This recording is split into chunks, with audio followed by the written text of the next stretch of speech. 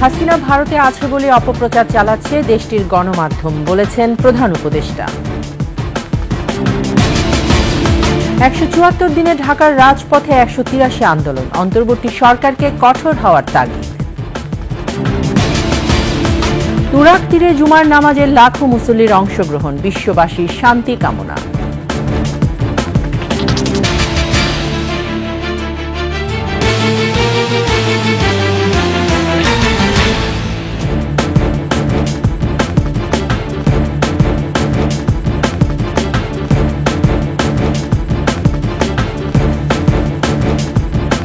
শুনছিলেন সংবাদ শিরোনাম। আমন্ত্রণ 21 সংবাদের সাথে আছে আমি তাইজিন রহমান। দর্শক, 21 টেলিভিশনের সংবাদ একই সাথে সরাসরি দেখতে পাবেন আমাদের ফেসবুক পেজ www.facebook.com/2124 অনলাইনে।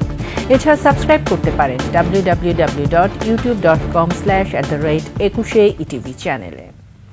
ক্ষমতাচ্যুত প্রধানমন্ত্রী শেখ হাসিনা ভারতে আশ্রিত থাকার কারণেই বাংলাদেশ নিয়ে অপপ্রচার চালানোর সুযোগ পাচ্ছে সে দেশের গণমাধ্যমগুলো। ব্রিটিশ সংবাদ মাধ্যম ফিনান্সিয়াল টাইমসকে দেয়া পডকাস্টে কথা বলেন অন্তর্বর্তী সরকারের প্রধান উপদেষ্টা অধ্যাপক মোহাম্মদ ইউনূস। জানান, আইন অনুযায়ী হাসিনাকে দেশে ফেরত পাঠাতে হবে। দুলি মল্লিকের ডেস্ক রিপোর্ট। ছাত্র জনতার গণ অভ্যুত্থানের মুখে 5 আগস্ট দেশ ছেড়ে পালিয়ে ভারতে আশ্রয় নেন ক্ষমতাচ্যুত সাবেক প্রধানমন্ত্রী শেখ হাসিনা। তবে সেখানে গিয়েও চুপ নেই তিনি। বাংলাদেশ ও অন্তর্বর্তী সরকার নিয়ে একের পর এক উস্কানিমূলক বক্তব্য দিয়ে যাচ্ছেন, যার প্রেক্ষিতে বাংলাদেশ নিয়ে মিথ্যা ও বিভ্রান্তিকর খবর প্রচারের সুযোগ পাচ্ছে ভারতীয় গণমাধ্যমগুলো। এটা প্রশ্ন করুন, মোহাম্মদ ইউনূস তো বড় বড় লেকচার মেরেছিলেন, মোহাম্মদ ইউনূস তো নোবেল পেয়েছেন। শেখ হাসিনাকে আশ্রয় দিল ভারত সরকার এই অপপ্রচারে দায় নিতে রাজি নন। এ অবস্থায় শেখ হাসিনা যাতে চুপ থাকে সে নিশ্চয়তা চান অন্তর্বর্তী সরকারের প্রধান উপদেষ্টা doctor Mohammad Yunus. At the same time, whatever time she spends there, make sure she doesn't talk because she's speaking all the time. But it's very, very negative. সম্প্রতি সুইজারল্যান্ডের দাভোসে বিশ্ব অর্থনৈতিক ফোরামের বার্ষিক সম্মেলনে যোগ দেওয়ার ফাঁকে ব্রিটিশ সংবাদ মাধ্যম ফিনান্সিয়াল টাইমসের বৈদেশিক বিষয়ক প্রধান গিডিয়ান রেস্টম্যানের পডকাস্টে ডক্টর ইউনূস বলেন, আইন অনুযায়ী শেখ হাসিনাকে দেশে ফেরত পাঠাতেই হবে, এর বিকল্প নেই। She is in Delhi and we said, well, you decide what you want to do because legally you have to repatriate. তার সরকারের বর্তমান অগ্রাধিকারের কথা তুলে ধরেন ডক্টর ইউনূস। বলেন, ধ্বংসস্তূপে পরিণত হওয়া অর্থনীতিকে সচল করাই প্রথম কাজ। Top priority number 1, get the economy moving again because the whole economy is devastated economy. I don't have to explain to you, you know that. জানান, আগস্টে প্যারিসে থাকা অবস্থায় কিভাবে শিক্ষার্থীদের কাছ থেকে সরকারের দায়িত্ব নেওয়ার প্রস্তাব পান, সে সময় তার চিন্তা ভাবনাও তুলে ধরেন পডকাস্টে। A lot of work to be done. Duli Mallick, desk report, 21 television. Something new opportunities have. অন্তর্বর্তী সরকার ক্ষমতা গ্রহণের পর থেকে এ পর্যন্ত 174 দিনে আন্দোলন হয়েছে 183টি। আন্দোলনকারীরা নিজেদের বৈষম্যের শিকার দাবি করে সড়ক অবরোধ সহ সচিবালয় ঘেরাও কর্মসূচি দিচ্ছেন একের পর এক। একই দিনে 17টি স্পটে অবরোধের ঘটনাও ঘটেছে। সরকারকে নাজুক ভেবে অনেকেই দ্রুত দাবি আদায়ের চেষ্টা চালাচ্ছেন বলে মনে করছেন বিশ্লেষকরা। এ বিষয়ে সরকারকে আরও কঠোর হওয়ার তাগিদ দিয়েছেন তারা। আরও জানাচ্ছেন সিরাত আল মুস্তাকিম।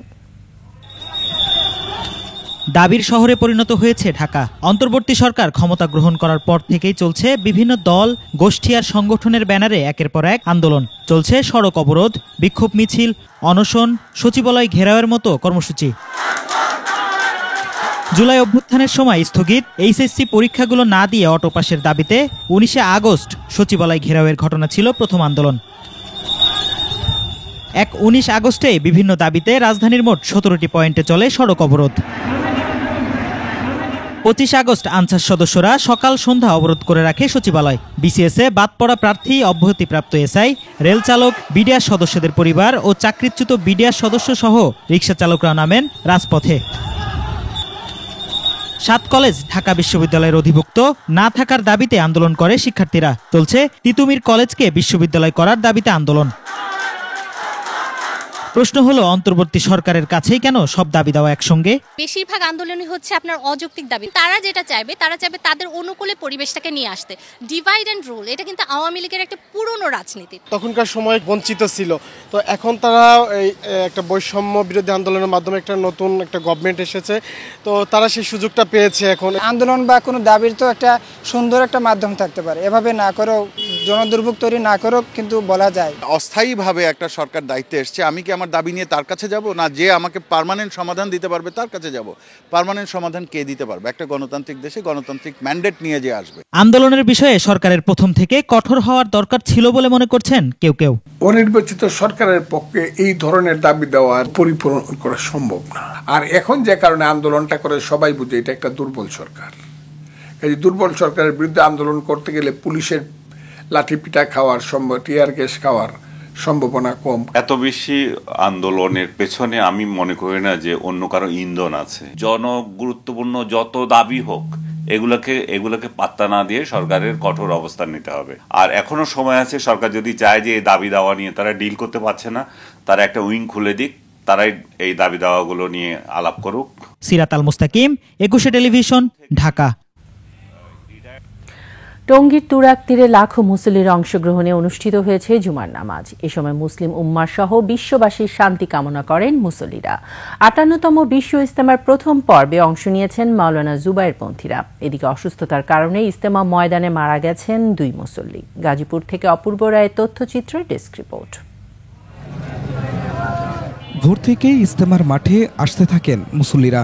বেলা বাড়ার সাথে সাথে তুরাগ পারে বাড়ে মুসল্লিদের জনস্রোত। জুমার নামাজে অংশ নিতে সবাই শামিল এক কাতারে। ময়দান ছাড়িয়ে জমায়েত ছড়ায় প্রধান সড়ক পর্যন্ত। ইমামতি করেন মাওলানা জুবায়ের। অধিক সওয়াব ও বিশ্বের শান্তি কামনায় বড় জমায়েতে অংশ নেন মুসল্লিরা। জুমার নামাজে অংশগ্রহণ করতে পেরে আমি খুশি। আল্লাহর প্রতি কৃতজ্ঞতা স্বীকার করছি এই জন্য যে এখানে এত বড় জামাত আমি কোনোদিন আগে অংশগ্রহণ করি নাই। এর আগে ভোরে ফজরের নামাজে শামিল হন লাখো মুসল্লি। নামাজের পর বয়ান শুরু করেন পাকিস্তানের মাওলানা জিয়াউল হক। 63টি খিত্তায় অবস্থান করছেন দেশ বিদেশের লাখো মুসল্লি। এ পর্বে যোগ দিয়েছেন 2000-এর বেশি বিদেশি মেহমান। But I moved to Preston. I'm from the UK. This is my first time to the Tongi Ijtima in Bangladesh. I'm very happy to be here. So many people here, mashallah. ইসলাম যাতে আমরা প্রচার করতে পারি সেই জন্য আমাদের আজকের এই জামাই কিভাবে ঘরে ঘরে দাওয়াত পৌঁছে দেওয়া যায় সেই দাওয়াতের পিকনিক আমরা এখানে আছি। এদিকে মুসল্লিদের নিরাপত্তায় নিয়োজিত পর্যাপ্ত পুলিশ ও র্যাব সদস্য। পুরো ময়দান পর্যবেক্ষণ করা হচ্ছে সিসি ক্যামেরায়। আমাদের মেজারে মনে হচ্ছে না এখানে কোনো নিরাপত্তা ঝুঁকি আছে। আমরা এখনো শান্তিপূর্ণ আছি। আপনারা নিশ্চয়ই এটি আমার সাথে একমত হবেন। রোববার জোহরের নামাজের আগে আখিরি মোনাজাতে শেষ হবে বিশ্ব ইজতেমার প্রথম পর্ব। Khurshid Alam, desk report, 21 television.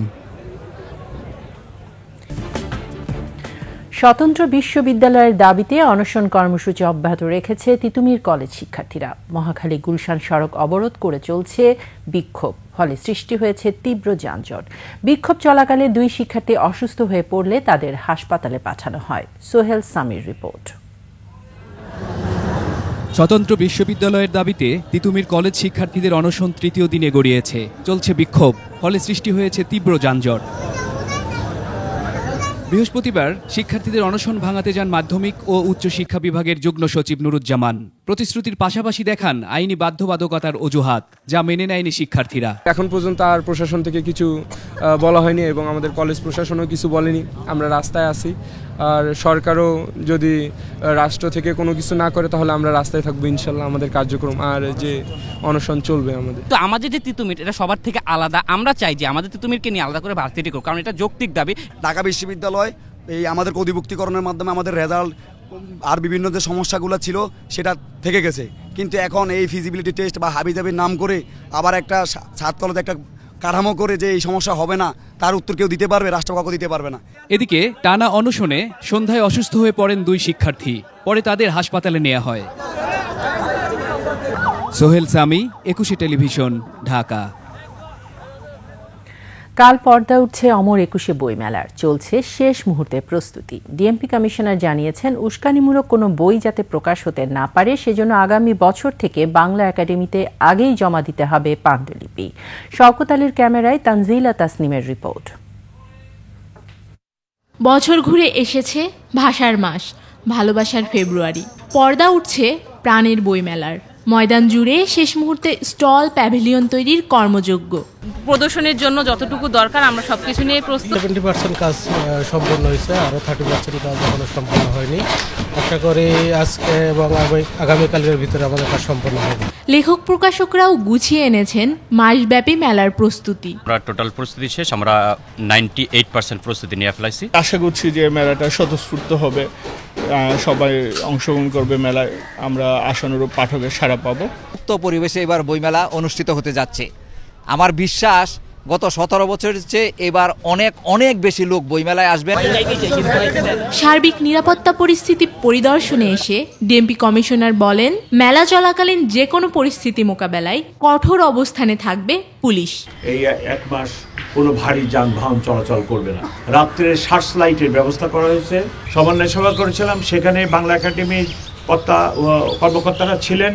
তাদেরকে আমরা রিকোয়েস্ট করছি, কোনো বইয়ের ভিতরে এই উস্কানিমূলক কথা লেখা আছে, এটার জন্য ওরা স্ক্যানিং করে ভেটিং করে স্টলে উপস্থাপন করেন। এই বছর ওরা পারবে না, আগামীতে এই নতুন যে বইগুলো প্রকাশনা হবে তার পাণ্ডুলিপি আগেই যেন বাংলা একাডেমিকে জমা দেওয়া হয়। মাসব্যাপী মেলার পুরো সময় জুড়ে ঢাকা বিশ্ববিদ্যালয় এলাকায় চলবে না কোনো ভারী যানবাহন।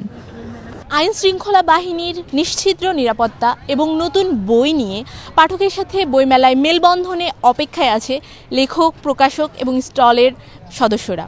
তানজিলা তাসনিম, একুশে টেলিভিশন, ঢাকা। এবারে আভিভা ফিন্যান্স লিমিটেড বাণিজ্য সংবাদ।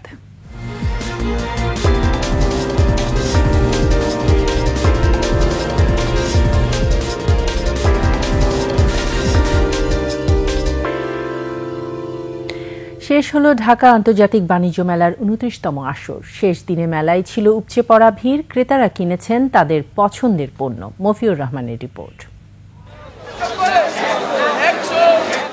ঢাকা আন্তর্জাতিক বাণিজ্য মেলার শেষ দিনের চিত্র এটি।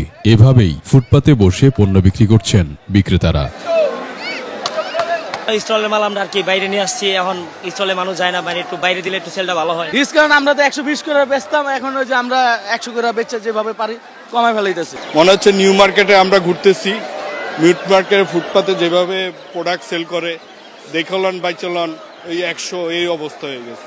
কিছু না, এগুলো মানে বেসিক্যালি কি বলবো, এটা গুলিস্তানে পাওয়া যায়। সকাল থেকে মেলায় তেমন আনাগোনা না থাকলেও বেলা বাড়ার সাথে সাথে ভরে যায় স্টল আর প্যাভিলিয়ন। গৃহস্থলী পণ্য, পোশাক, কসমেটিক্স কিংবা ইলেকট্রনিক্স জিনিস কিনছেন অনেকে। অনেক কিছু কেনা আছে, কসমেটিক্স, জামা কাপড় সব দেখবো, যা যা পছন্দ হয় কিনবো। এখন তো ডিসকাউন্ট দিয়েছে, প্রথম দিনের তুলনায় আজকে একটু কম আছে।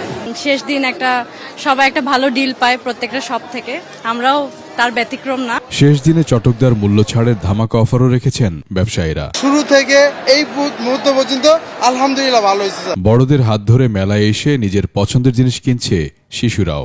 আমার আম্মুর সাথে মেলার সমাপনী অনুষ্ঠানে সেরা প্যাভিলিয়ন ও স্টল মালিককে পুরস্কার তুলে দেন বাণিজ্য উপদেষ্টা শেখ বশিরউদ্দিন। আগামীতে মেলাকে আরো দৃষ্টিনন্দন করার কথা জানান উপদেষ্টা। কম্পিটিটিভ সক্ষমতা যদি আমরা সৃষ্টি করতে না পারি, তাহলে আমরা ভবিষ্যতে খুব একটা দুর্যোগময় সময়ে পড়তে পারি। তো এই সুযোগে আমি ব্যবসায়ীদেরকে জানাতে চাই যে আপনারা নিজেদের সক্ষমতা বৃদ্ধি করার ক্ষেত্রে, এফিসিয়েন্সি বৃদ্ধি করার ক্ষেত্রে সার্বিকভাবে মনোযোগী হন। এবারের বাণিজ্য মেলায় অংশ নেয় দেশি বিদেশি 343টি প্রতিষ্ঠান। মফিউর রহমান, একুশে টেলিভিশন, ঢাকা। শেষ করছি একুশে সংবাদ। যাবার আগে সংবাদ শিরোনামগুলো জানিয়ে দিচ্ছি আরও একবার। হাসিনা ভারতে আছে বলে অপপ্রচার চালাচ্ছে দেশটির গণমাধ্যম, বলেছেন প্রধান উপদেষ্টা। 174 দিনে ঢাকার রাজপথে 183 আন্দোলন, অন্তর্বর্তী সরকারকে কঠোর হওয়ার তাগিদ। তুরাগ তীরে জুমার নামাজে লাখো মুসল্লির অংশগ্রহণ, বিশ্ববাসীর শান্তি কামনা।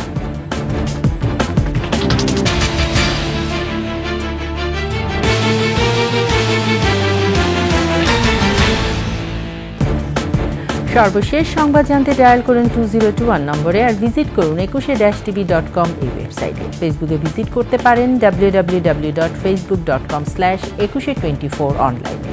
এছাড়া সাবস্ক্রাইব করতে পারেন www.youtube.com/@ekushe-etv চ্যানেলে। এতক্ষণ সঙ্গে থাকার জন্য ধন্যবাদ। পরবর্তী সংবাদ রাত 11টায় দেখার আমন্ত্রণ রইল। একুশের সাথেই থাকুন।